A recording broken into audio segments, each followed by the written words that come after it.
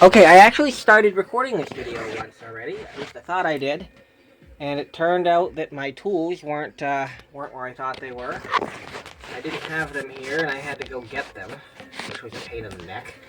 And when I got up to go get them, I realized that my camera hadn't been recording. So we are now starting over. I'm going to use this key, I guess, to hopefully level the camera a little. That ought to do it. Hopefully it's recording. I can't tell. I really should get a mirror or something so I can look up over the camera. But anyway, so what happened is I explained a minute ago, because I already did this once, that in the last video I think I said I was going to do the capacitors next, and I'm not. And the reason for that is because I like to do the boards in the order of the depth of the components. And the reason for that is simply that if I put in a component that's, say, this tall, when I set the board down, it's going to set that high off the desk. And if I then try to put in a component shallower, as soon as I do this, it's just the component's going to fall out. If I start with the lowest profile components, which were the resistors, then I could put all those in there and set this flat down on the board, or on the desk, and now the desk is holding all of those components in. So if I then go to the next thickness of component, then it'll be a little bit higher, but they'll all be touching the table and it'll hold the things in there. So the next component in order of thickness is actually these diodes, which are a little bit thicker than the resistors. They're, I think, a DO41 case, and I got that. I don't know how I determined that.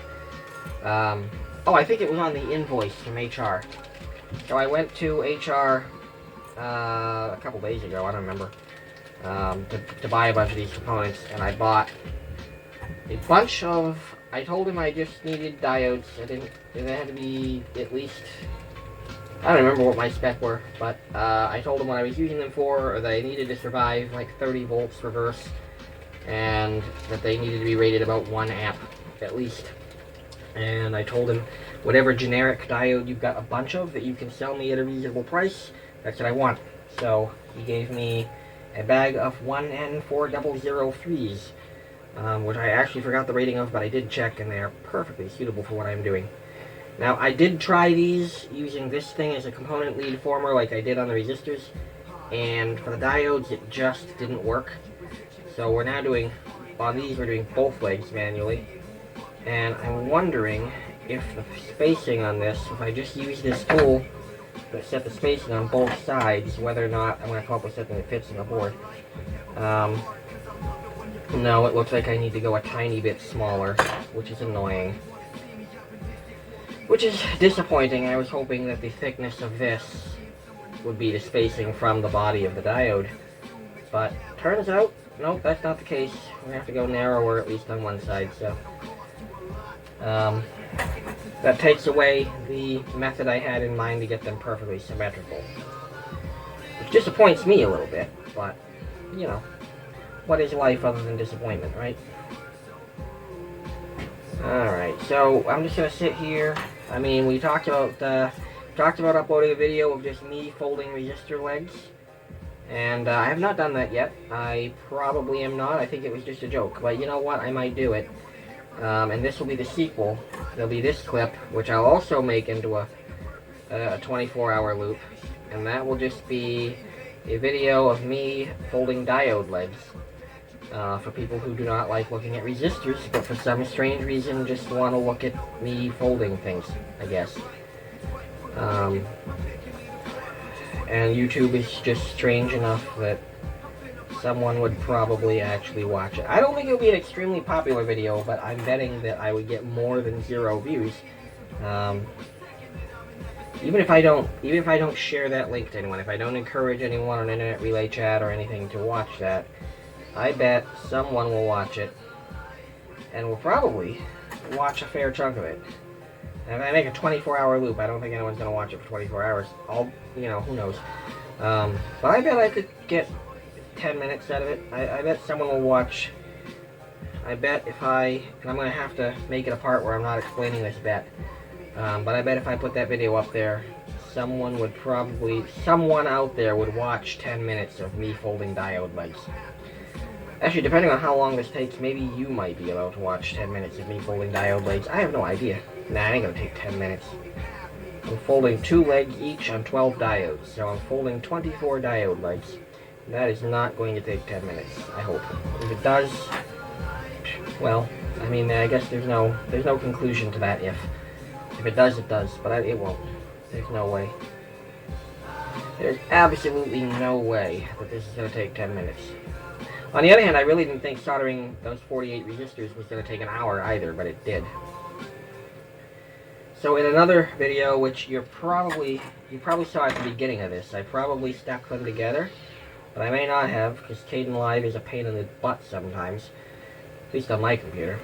So if Kdenlive fought with me, then it's a separate video, but if not, then it's the beginning of this one, where I programmed these 6 microcontrollers. Actually, the video was only me doing one of them. I didn't record all 6. But where I set the fuses on those so I can solder them into these boards and be able to program them after. Alright, that diode fit pretty good. I eyeballed all of these, so some of them are probably going to be a little off. Like that one isn't really being the most friendly thing in the world, but cram it down in there. Alright. So diodes actually matter which direction they go in. And yeah, the sad thing about trying to tell people rules is that different companies and different conventions will often make those rules invalid. You can't, like, I would like to tell you that, you know,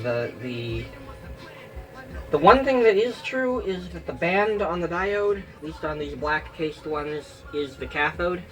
I've had some problems with some of the funny colored little half translucent diodes, specifically in that they have several bands and you don't know which one's supposed to be the polarity band. But where you can see the band, I've got a black diode there. No idea how this is focusing, but I got a black diode there, it's a little silver band painted on one end, and that band is always the cathode, the negative side. Cathode means negative side. Now, on my boards, because I use a computer program called Eagle to design my boards, and it provides symbols that wind up in the silk screen. And the diode symbol for them it's the diode symbol. There's a, I can't know if you can tell it or not, but there's a triangle on that side, a flat line on that side. The flat line is negative. Now, their pictures also include the band. So they've made it very easy with their symbol to determine which way the diode goes. I have seen boards that just have a plus next to the positive side. Of course, that's the opposite of where the band is. I've seen them labeled with a minus for negative side. That's the side where the band is. You know, there's any number of ways to denote which side is the anode and which side is the cathode. I've seen A for anode and K for cathode. Yes, K is the abbreviation for a word that begins with C. That's normal, right? Welcome to electronics. We don't make sense. Anyway, point being, there's any number of different ways to denote which one is positive or negative. So if you're building boards from someone else, if you're building boards from me, I got that symbol I just described because I think I will probably be using Eagle for the rest of eternity. I see at this point no need to learn another one. But if you are using boards from someone else designed with a different program, or just even Eagle using a different symbol, then you will have to figure out somehow which side they are considering to be positive and which side they are labeled as negative, because diodes do actually matter which one is which. The whole point of a diode, for the most part, and we use this in different applications, but the major function of a diode, a regular diode anyway, is to allow current to go through in one direction and not the other. And if you think about that, it makes it pretty obvious that it matters which direction the diode goes in, because it's got an in and an out, and if you put it backwards, then it's only going to allow current to go backwards, which at best won't work. At worst will cause some pretty serious disasters. And the most likely in-between messes, the in-between result is just a smoky mess. If you've got a diode that's being used as a rectifier at a power supply of some kind, which is arguably probably their most common purpose, and you got an electrolytic capacitor as a filter capacitor after that, you'll basically be charging that capacitor backwards the entire time the power supply is plugged in, And for anyone who doesn't know, electrolytic capacitors tend to get violent when you hook them up backwards, at least if you hook them up backwards to a power supply with any measurable amount of current. The end result is that they get very hot and they spew their guts everywhere, usually violently with a loud bang and a lot of smoke. And confetti sometimes too. It's an all-out party when that happens. So you may want to make sure that if you are working on a power supply especially, that you get all of the diodes in the right direction. Now, the diodes in this circuit, there are two of them, and they serve two different purposes. One is just input polarity protection, and that is because, as I mentioned in another video, whether I uploaded it or not, I can't remember. But as I mentioned in another video, these are going to an arcade, and the operating practices of arcade technicians sometimes scare me. They're going to grab a couple of wires that they believe are ground and power, and they're going to put them on that 2-pin plug, and they're going to plug it in. And they're probably even going to do this while the game is running, just because they like to work the power on, I guess. We never recommend it. No one in the industry recommends doing this stuff with the power on, but you walk into an arcade and that's just what they do. So they're going to splice some wires onto what they think are ground and 12 volts, so they're going to plug them into that 2-pin plug, and it's either going to work or it's not. And these diodes are here, one of these diodes rather, is here in case they get those backwards, because I don't want to have to make, repair boards because someone got the, fed the regulator with the wrong polarity and fried it or something like that. So all of my boards that I make for the arcade world have that diode on the input, and its entire sole purpose is to protect the board if somebody plugs the power in backwards. Now the second diode here is because, as I mentioned in the last video about these boards, one of the things that this does is it turns the power on and off to the card reader that is plugged into it, or the door, the electronic coin mech, or anything else that you've plugged into this 6-pin door connector. It's turned on after a delay, and you can change the delay in the software. It's a random delay, but you set a minimum and maximum range. It switches the negative side, which I'm not 100% sure is going to work with every card reader out there. I think it'll work with ours, but there's going to be some that it won't. So the solution to that would be to add an external relay. So this board is now switching a relay. Relays are inductive loads. The coils like to spit back high voltage, especially when you turn off the relay and then that field collapses. It's an inductor. It likes for current to keep flowing. There isn't current flowing. It tries to make current flow. And when you try to make current flow, how do you make current flow through something? Well, you increase the voltage.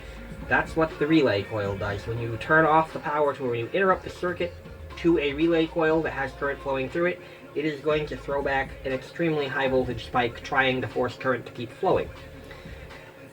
By pure luck, well, it's not luck, it's science, but we happen to be lucky that the science works out this way. That pulse is in the opposite polarity of the current that you are applying to the relay coil. So what we do is we install a diode that's backwards across the relay coil. So when that pulse comes back, it just shorts through the diode. And you'd think that's, high voltage, that's bad for the diode. It's not, because remember, the voltage that is coming back is the goal. The goal of that coil is to maintain the amount of current that was flowing through it. It's trying to keep the current the same as whatever the drive current was to the relay. So the voltage jumps up to whatever is necessary to push that much current through now the reverse protection diode, which is, it's negligible. It's under a volt. So we've taken that high voltage pulse and we've absorbed it by allowing the current to flow through this diode that's on here, and thus protected the transistor that is driving the relay. So, as always, I have music playing in the background. My last video, you can barely hear it, and that's good. It means it probably isn't going to be a big deal. But if you can hear it, just in general, to make sure I give you an idea if you hear it and like it, we are listening to Cryptic Wisdom today. And I don't know where I got this. It's on my server. And I have a message on Facebook, so I'm going to look at that for a half a second here. Alright, nothing important. I never get anything important. That's not true. That's not true. If I just insulted you because you sent me a message on Facebook, it probably is important. But for the most part, I don't really get much notifications to deal with that are critical anyway. Nothing that's time critical. So I think these diodes have a good enough grip in here that I can actually cut the legs before I solder them. And I'm going to try it anyway. I might be making this really hard on myself. But also, since those are the next thicker components, they're actually going to be touching the desk. So they should stay put. They should stay where I want them. I am being careful not to straighten out these leads while I cut them, because I got them bent over a little bit just to ensure that the thing stays in place, and I'm trying not to undo that. But again, as I mentioned in the other video, I really like these legs to be as short as possible before I solder them, just because I feel like it gives me a neater product. And I do like to be neat. You wouldn't know it from the condition of my work area here, but when it comes to the final product, at least, and the things that I'm going to be handing off to someone else, specifically the public, I want to be as professional as possible, and I feel like I get a much more professional looking result if I cut these leads to a reasonable length before I solder them, rather than soldering them and then chopping the result, or cutting the result, rather clipping the result. Again, whoa, that was one shot out. I should be careful with the keyboard there, but whatever. Whatever, it's cheap.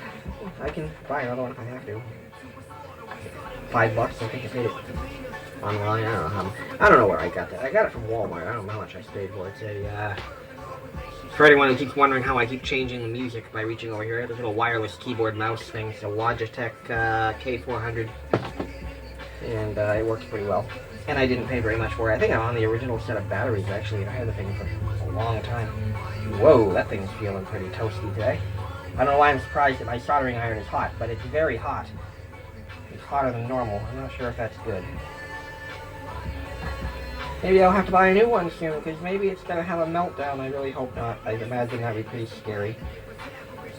Especially given how long it takes me to evacuate from my current position. If I had to, like, get up and throw a thing outside to keep it from burning my house down, that would be a pretty traumatic experience. So let's just hope that that's not what's happening. I did move this finger guide the other day. I only moved it like a centimeter, but it maybe that's why it feels hotter, because my fingers are a little bit closer to the hot part now. I don't know. Maybe I'll put it back. I'm not gonna right now. It's just hot. It's soldering. It's the important part right now. As long as it's operating safely and still regulating its temperature, I'm happy. It just occurred to me that one of the things I should probably do to make these videos a little bit more reasonable in length is I could form all of the leads before I do any soldering, before I even start the video, and then I just already have all these resistors and everything all bent over. But part of the benefit of this is I do want to be showing people how that's done, so I guess I don't really want to do that ahead of time. But alright, so next component is going to be, I think I'm actually going to throw the, let's see, the TO220 things are out, the pin headers are out. I got some 3904 transistors, 2M3904s, those are pretty tall. I've got some capacitors, little 0.1 microfarad, these things. Those are, well, they're shorter than the pin headers, they're actually shorter than the transistors. I think I'm going with the ICs next. They seem to be the next logical thing. And I'm actually going to start with the Optocouplers, which I need 1, 2, 3, 4, 5, 6 of each. 6 of these ILQ2s. I have 6. That's all of them. Do I have more? Or am I done after this?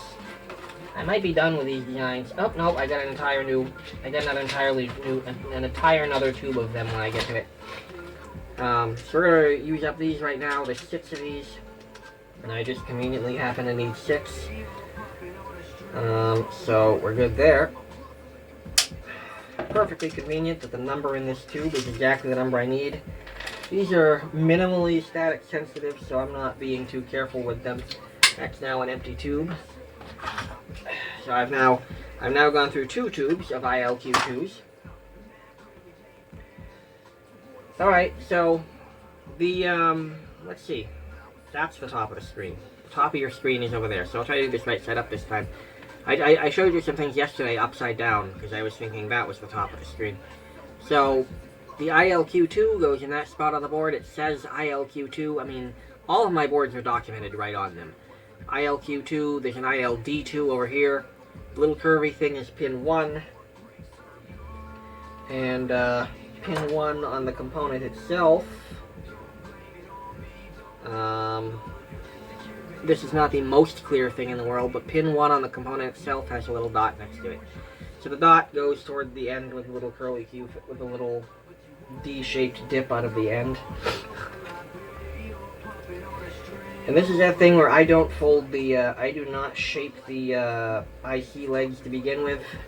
You see, I get one side kind of in there. And then for the other side, I will just line the pins up with a hole one at a time, and each one clicks and goes in a little bit.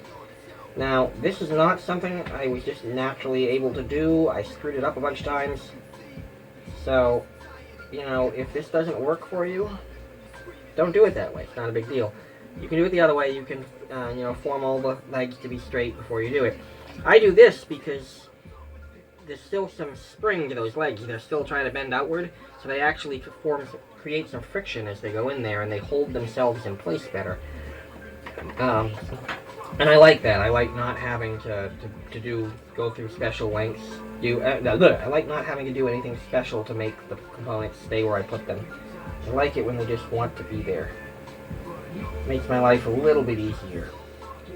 So, I'm going to do that with all 6 of these, 1 on each board.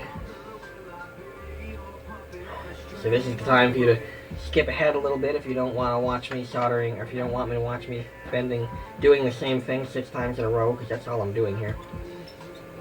And after that, I'm going to look at them all and make sure I got them right, just as a sanity check, because I've been known to, especially if I'm talking, which I'm doing right now, I've definitely been known to absent-mindedly get something backwards here and there. So, these, they're not polarity specific, and if you get them backwards, you know, I'm not really sure what'll happen when it gets backwards. It gets complicated because the one side of these things is an output, which can have some, it's a contact closure, basically. They're not physical contacts, but it completes a circuit when the optocoupler is on. So that side of the optocoupler would be connected to the input side, where power would normally come from the microcontroller to turn the optocoupler on. So normally that would not be bad at all, because it's open-circuited, so it doesn't matter what you put there. The problem is that the other side, which is the emitter side of the optocoupler, is really hooked to something. They'll be trying to detect if current can go through it, and if its detection current is high enough to turn the optocoupler on, then now the side that we're putting voltage into becomes a closed circuit, and now you have a short. This is all pretty low power, so I mean it's not like we'd have a, you know, Chernobyl event or anything like that, but it may or may not damage the microcontroller and or the optocoupler itself. And I can't commit that it definitely would. Either way, the point is we should always be careful and make sure we get things in the right direction. At the very least, it's a waste of time putting it all in wrong and having to get the desoldering stuff out and try to fix it after. Just do it right the first time. Take the extra moment to look at all the boards and make sure that the pins are all in the right order. I can spare that extra minute. Alright, so 6, 5, 4, 5, and 6 with the connectors at the top all have the dot to the left, which is correct. As I'm doing that, I'm also thinking, because I know how the circuit works, and I'm also thinking, you know, the outputs are supposed to go to these, to the coin output, and to the 2 notch signals for the ticket emulators. And I know that the top side of that particular optocoupler is the output. And I know that just from memory. So I'm not even really looking for the notch. I'm just looking to make sure output side is on the side that makes sense because it's the output. So that happens to be with a dot down. So 3, dot down, 2, dot down, 1, dot down. Alright, good. So well, I'm going to do the ILD2s, obviously, or also, simultaneously. I'm going to do them also. And that particular step right now includes looking to figure out where they are. Alright, that was easy.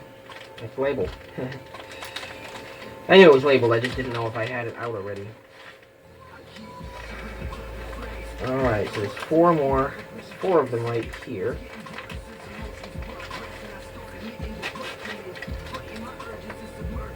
So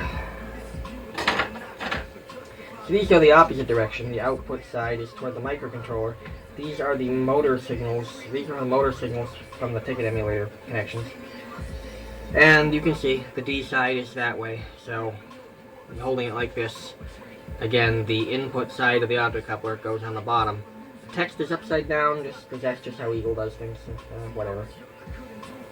You can only put... And I know this is not true. I just haven't figured it out yet. You can't have text.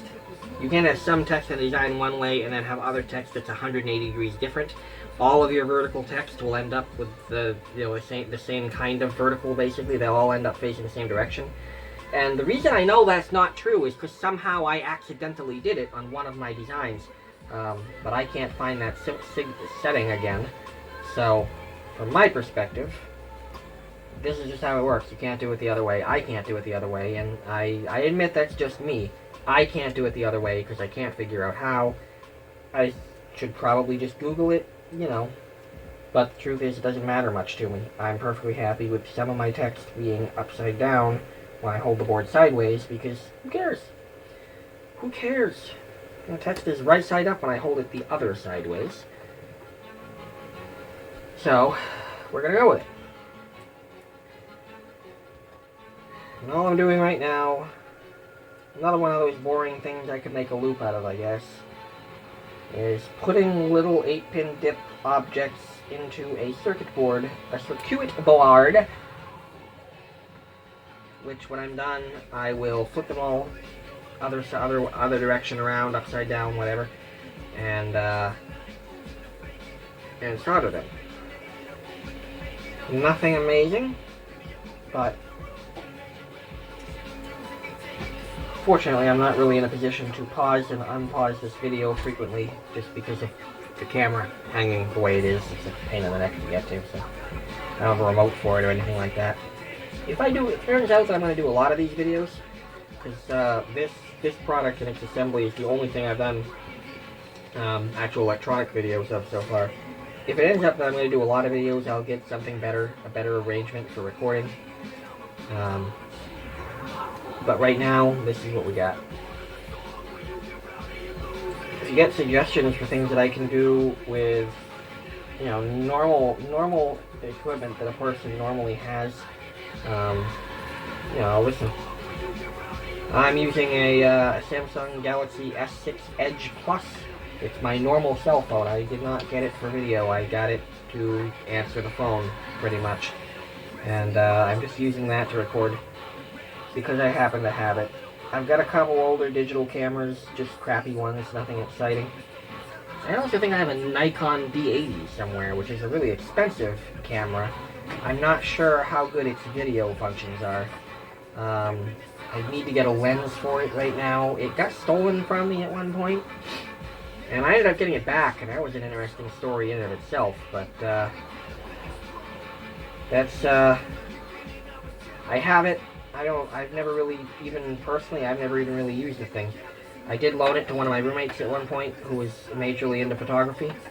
When she moved out, I did not let her take it with her, because it's a really expensive object. You know, nothing personal, but I wasn't letting it out of my house. So I'm gonna prop the other side. I'm gonna prop one side of these up a little bit so that the board's just sitting mostly level, which should improve my ability to get them to solder evenly. So I'm going to do two boards at once. That's how big my wedges are. Back to the knee itching again. You know, it happens, right? Alright, and we're just gonna go one terminal right after another, right in a line. Really easy stuff, really basic soldering. And this is that point. I'm sorry, I'm gonna try to keep my head out of the way. I did look at that video, the one I uploaded yesterday or whatever. I think it was yesterday. I'm losing track of time because of this whole lockdown nonsense. Anyway, I did look at that video and I realized my head was in the way for part of it, so I'm going to try to do better. But, you know, there's sometimes when I just need to see, and my eyes are on the front of my head. So there are some times when I'm going to hover my head over this thing so I can see it better. Sorry, I just have to do it sometimes. I try to not do it too often, but honestly, you seeing it's kind of important, but me seeing it is more important. So, priorities is what we're talking about. This is a video about priorities. It's really not. It's a video about some weird guy soldering parts together for circuit boards for an arcade that might or might not even open this year because of aforementioned COVID nonsense. Can you run an arcade with groups of 50 or less? I mean, you can obviously if it's a small arcade. We're pretty big, so I'm not really sure we can even... I don't know if we can legally open this year or not. I hope so, because I really want to work. I mean, I really want to work there. I miss that job. Kind of keeps me sane during the summer. I have my job that pays the bills, but kind of drives me nuts sometimes. And then I have the arcade job that pays me a little bit less, but I enjoy it. And I go there every day. I go to the job number one, and I get all frustrated and having to deal with people. And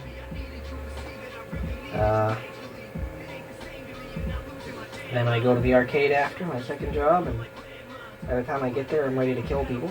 And after being there for a short time, I'm all calmed down and back to being my normal. Not that I'm ever normal, but back to being stable and not ready to slit throats anymore. So I really need that job. It's good, and I really hope we can open this year. All right. So there are the optocouplers soldered into 2 of the boards out of 6.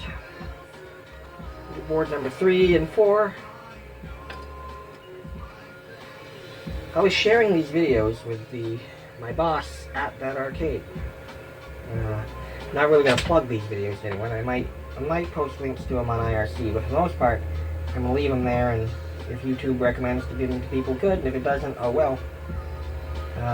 But my boss at the arcade is one person that I will share these to, because he has a tendency to watch or play these long documentary videos, usually about volcanoes and destruction, and he just leaves them playing for hours in the shop. They provide background noise, and I think he absorbs some information from them in between work. And I know that he plays them over and over again, so I think he's absorbing a little bit of information at a time. But anyway, his video watching habits, I think, are probably compatible with these long format videos. And plus, these boards directly relate to him because I'm making them for his company, so he might as well see me putting them together and drowning myself in solder smoke right now. If I go mentally ill from lead poisoning, we can know why. But I don't know how long that takes to get that much lead in by inhaling it. I've been doing this for a good number of years, which is probably not a good thing, but it does suggest that, it's a bad thing because it means I'm probably, however long it takes, I'm probably due. And at the same time, it's a good thing because I think it's a gradual process, and I think I can kind of see where it's going, and I haven't gone stupid yet. I guess that's a matter of opinion. Depends who you ask, I guess, but that was stupid. Alright, I just did 3 and 4. So 3 and 4, I'm putting the finished ones over here, and I just put them back to the ones I haven't finished. As I'm talking about me going stupid here, you know, I think that might have been an example of it. That's from lead poisoning, from inhaling too much solder smoke, which I'm going to continue doing, because I still haven't built, I mean, a fan here and a duct that goes out that window over there, you know, dump all the lead into the yard and let the squirrels get the, there's a tree out there. I think, no, there isn't. Is there a tree out there? I don't know what's outside my own bedroom window. But in any case, let's assume there's a tree out there, and I'll just let the squirrels get lead poisoning. They don't live, I don't know the lifespan of a squirrel, but something tells me they aren't around long enough to experience dementia anyway. So let's just go ahead and dump all of my lead-infused air straight into the squirrels. I'm not really going to deliberately do that, but my plan is to vent the smoke outside, because no matter how I feel about squirrels, I'd rather not really destroy my own brain any more than it already is. I say that as I'm sitting here doing it, but the point is, my plan is to install some kind of duct, some fume extraction thing, probably just a computer fan with a piece of dryer duct taped onto the other side. It'll be extremely low tech, whatever it is, and I just want to get this smoke to go away from my face. You know, I'd be happy with it going in, you know, right into the air in my room like it normally does, except that for some reason, probably because of the layout of my desk here with this overhang, the smoke doesn't even dissipate, you know, disperse. It just comes straight at my face. I guess I should be happy that something likes me, but I wish it wasn't something that was deadly. Not that I've ever had a problem with having deadly friends. That's definitely happened before. But this one is actually aiming to kill me, so I got an issue with that. Most of my deadly friends have killed other people. I guess that should require some explanation, because I just made some people really curious. Prior to this, prior to my current life, I was not necessarily the greatest guy. I guess I'm still not the greatest guy in the world, but I try not to harm anyone or cause anyone any major problems. But I came in contact with some really messed up people. And I was a somewhat messed up person myself. I never killed anyone. But I was a somewhat messed up person myself for a few years. And I came in contact with some really interesting people. And I say nothing bad about them, and that's not out of fear. I mean, a lot of them were really good people that had been hung up in situations and done some really messed up stuff. I don't know why a door just slammed behind me.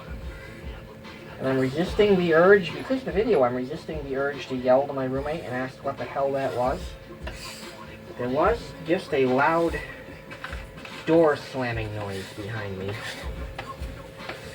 And I don't know what that's all about. But yeah, this perf board is great for cleaning up all these extra little resistor legs and everything. Okay, so we've got all of the optocouplers installed now. Now it's time for the microcontrollers, and I mean, I hesitate to do these because these are the important component. I have a limited number of them. I do have enough to redo these if I had to, but that's it. I don't want to redo them. I want to make sure, you know, I would hate to put this all together and then discover there's a design error that makes it not work or something. And these, since I had plugged them into that programmer, their legs are bent a little bit. But because of that height thing I was talking about, as long as they stay put long enough for me to set them down on the desk, I think this will work out. Not perfect, but I think it's going to work out. And these also have the little notch thing indicating pin 1. And in this case, it's not a curly notch; it's a square notch on the symbol on the board. There's a little square notch. Same deal. The notch indicates negative. Notch for negative. So we just line up the notch. So these chips. The optocouplers had a dot. These chips have this little notch, and it's important not to get that notch confused with the circle that's on the other side. We care about the notch. That notch indicates pin 1, and it goes on the same end as the notch on the symbol on the board. So we'll go ahead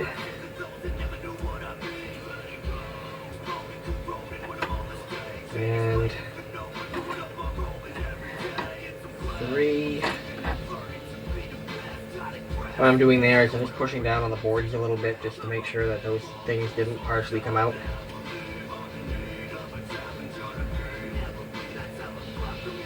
Again, these are the ones I already programmed. That's why the leads are kind of formed for me. I don't really like that. As I explained earlier, I like to put them into the board while they still have some spring to them.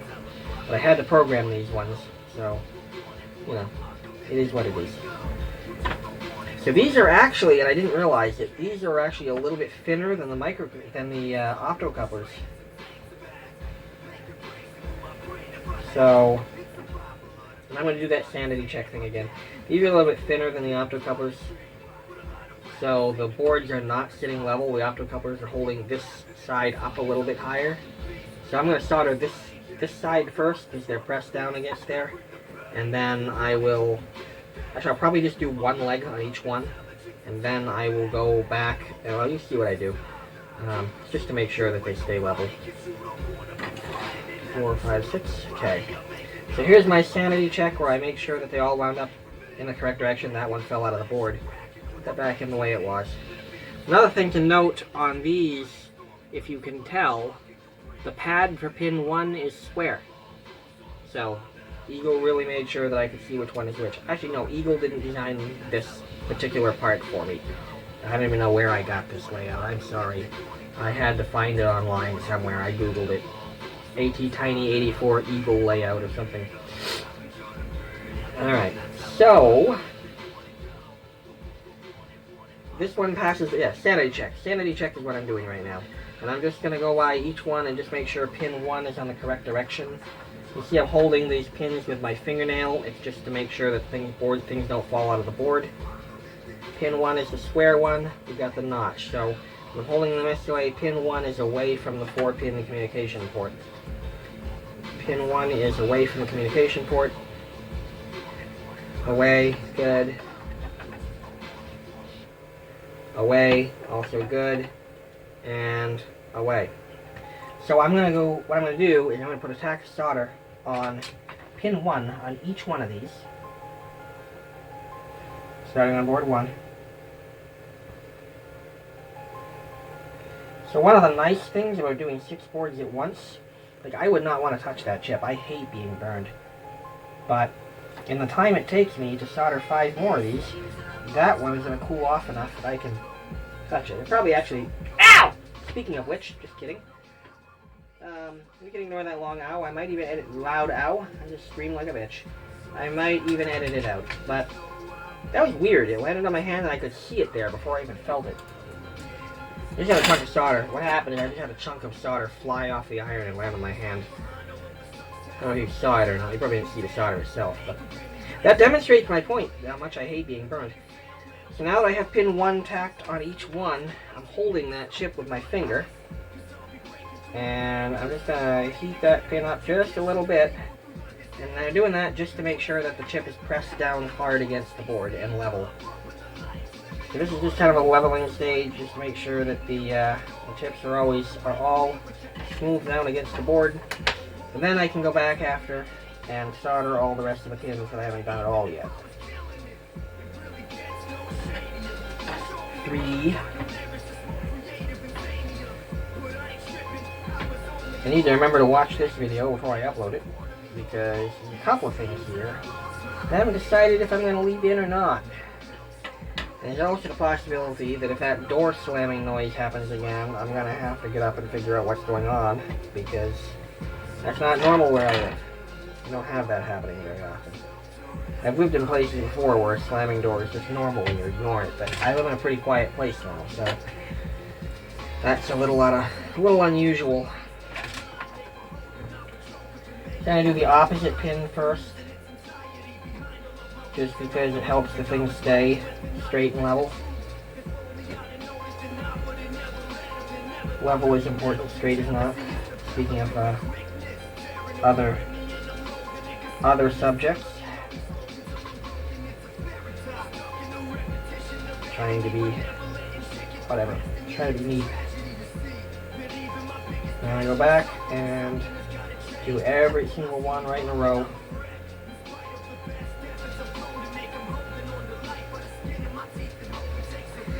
And as always, I put the soldering iron on one side of the connection and feed some solder in from the other. If the connection isn't hot enough yet, the solder won't flow. As long as I'm not touching the tip of the iron directly onto the solder itself, if the solder is flowing, that means that I got the connection hot enough, because the connection is the only thing that the solder is touching here. And that is a bit of soldering technique that I've actually been questioned on. I've had people surprised that I do it that way. And it's usually people that it doesn't work for them, and usually if it doesn't work for them, it's because they're not getting their connections hot enough, and that's why their soldering doesn't work very well. So, I mean, they try this, discover that it's too hard, try it the obviously easier way, conclude that it worked, and then wonder why they have problems. Well, because you're doing it the wrong way. It may be easier, but it's easier because it's wrong. If that makes any sense. Doing something the right way sometimes requires extra effort, and the other way seems to be easier because it avoids that effort, but that effort is actually what's important.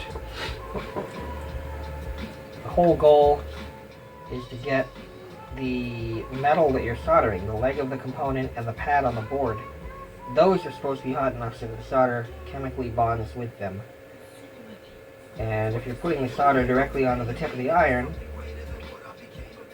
then you might be getting the connection hot enough, you might not. You don't have any way of knowing. So that's why sometimes it works. I mean, some people will do it that way and they still get the connection hot enough anyway. And that's fine. I don't complain about it. Like I said, I will never judge someone else's method if it works for them. But for a lot of people, they end up soldering, or so they think, because the solder melted and it went on the component, but it doesn't work. It doesn't reliably make solid connections. And the reason for that is very simply that the connection did not get hot enough. The solder got hot enough because it was touching the tip of the iron. So, all of those microcontrollers are soldered in there.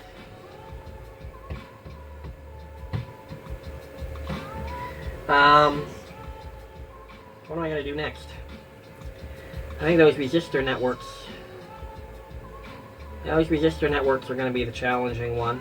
So, I'm going to get them out of the way, and then I'm probably going to end this video while I go find out what that noise was. It's bugging me. Let's see if I got a message from my roommate on Facebook, maybe. If my computer will wake up.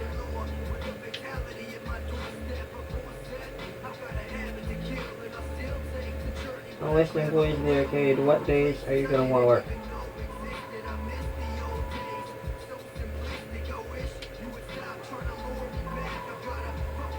Huh. Well, I'm going to have to respond to that message. That's actually my boss. So, Jamie, when you see this video, you'll understand why I was delaying in answering what days I was going to want to work. It's because I'm actually building boards for you. If I have to guess, it's probably going to be, I don't know, whatever we've done in previous years. I don't have any idea what VTech is doing.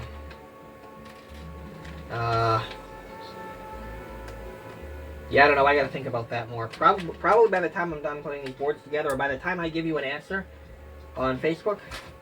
By the time I give you an answer, I'll have an answer. Right now, I don't. I kind of want to figure out what VTech is doing. On the other hand, I mean, what's my priority, right? All right. So these resistor networks, in order to get them, they are not going to stay. They're not going to stay vertical. They'll go in. They'll stay in the board from pressure by sitting on the desk, but they're going to try to tip over, and that makes a mess, or it bothers me because they're all over the place. So what I'm going to do, I'm putting just a tack of solder on pin 1, or on the pad for pin 1 on each one of these boards.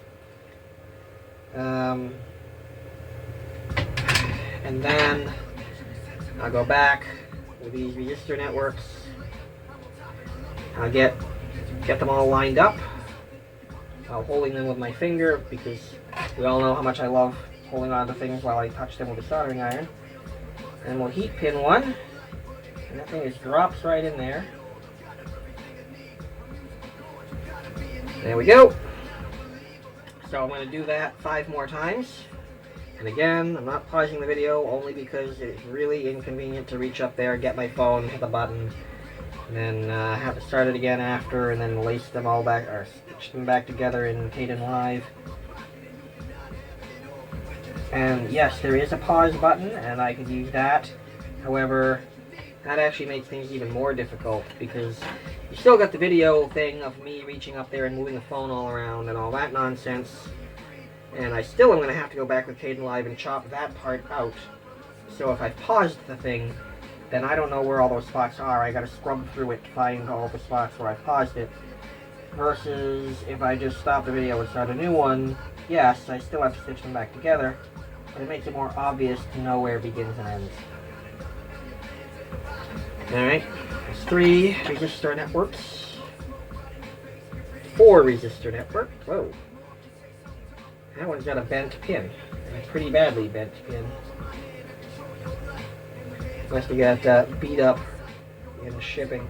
The other resistor networks and it got in a big fight, and someone threw a rock and some old guy died, and now some kid that threw a rock is considered to be some heinous... Oh, wait, no, never mind. That's not... I forgot we were talking about resistor networks. I kind of got caught up in local politics for a second there. So there was a guy, he lives in my town now, I guess, and I saw, I knew this only because I saw some big rant about it on Facebook, where another one of my Facebook friends who has children posted this really freaked out, concerned thing because there was this murderer that was now in our local high school.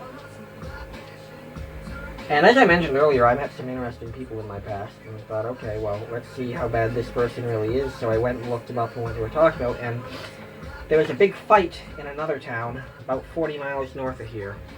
Lots of people involved, big, like two groups fighting. They weren't really gangs, but one of them was immigrants from another country, and a lot of locals don't like that. So I had this big fight happen right in a public park in a town 40 miles north of here, and one of the immigrants apparently picked up a rock in this fight and threw it, and that rock hit some guy over the head, one of the locals, and internal bleeding. However you die of getting hit upside the head with a rock, the guy died from getting hit upside the head with a rock. And well, I consider that extremely unfortunate. It's never good when someone dies. And I'm sure the kid will be held responsible for that, and probably will do prison time for it. So in assessing whether or not the kid deserves prison time, whether or not he committed a crime, I mean, I think there's like negligent homicide or something. I don't think he directly intended to kill the guy. And you can make the argument that if you've thrown a rock at someone, you were probably trying to kill them. And I can make the argument, you know, the separate assessment there of whether or not this is some horribly dangerous person that we need to be freaked out and scared of. I don't know how many people watching this can remember their childhood, but I can tell you, I sure as hell threw some rocks when I was a kid. And does it make it a good idea to throw rocks at people? No, absolutely not. You should probably not do that, because there's the risk you'll kill someone. But, you know, when I was 12 years old or whatever, probably younger than that, probably 8 years old. Either way, when I was a kid, at the point in my life when I would get in fights and throw rocks at people, when I picked up a rock and threw it at someone, I was thinking, this guy's being an asshole and I need to defend myself. I wasn't thinking, this is probably going to kill the person. If we're trying to assess whether or not someone is responsible for someone's death because they threw a rock at them, of course he is. Of course he is, and that's going to wind up probably going to result in him doing some prison time. But on a separate question, is this some horrible, scary person that we need to be afraid of because he obviously is a murderer and likes to and kills people? No, not at all. He's a kid that got in a fight and threw a rock, and just like me when I threw a rock when I was a kid. I don't think he was in a fight, and and threw a rock. And I don't think it went through his head, this is going to kill the guy. I think if he was trying to kill the guy, he probably would have used something other than throwing a rock from a distance. And that's the other thing. It's not like he walked up to the guy with a rock and beat him relentlessly over the head. He threw the rock through the air and hit the guy over the head. He couldn't even predict where it was going to hit him. And again, I will not defend him, and I will not try to say that he shouldn't be held responsible for that. But in the separate question, not the responsibility question, but the separate question of whether or not we should be running around scared of this kid, no. No, not at all. Don't get in fights with them, you know, if you do. I mean, what happens when you were a kid, you got in a fight with someone that might throw a rock at you? How did you mitigate that situation? And you either didn't get in a fight with the kid, or you expected that there was a chance that you'd get hit with a rock. And what happened to most of us when we were young and we get hit with a rock? Some of us got hurt. Some of us bled. Some of us cried. Most of us didn't die. I got hit with a rock a couple of times. I never died. So, alright, we've made progress. We've got resistors, we got diodes, we got opto-isolators, we got microcontrollers, we got resistor networks.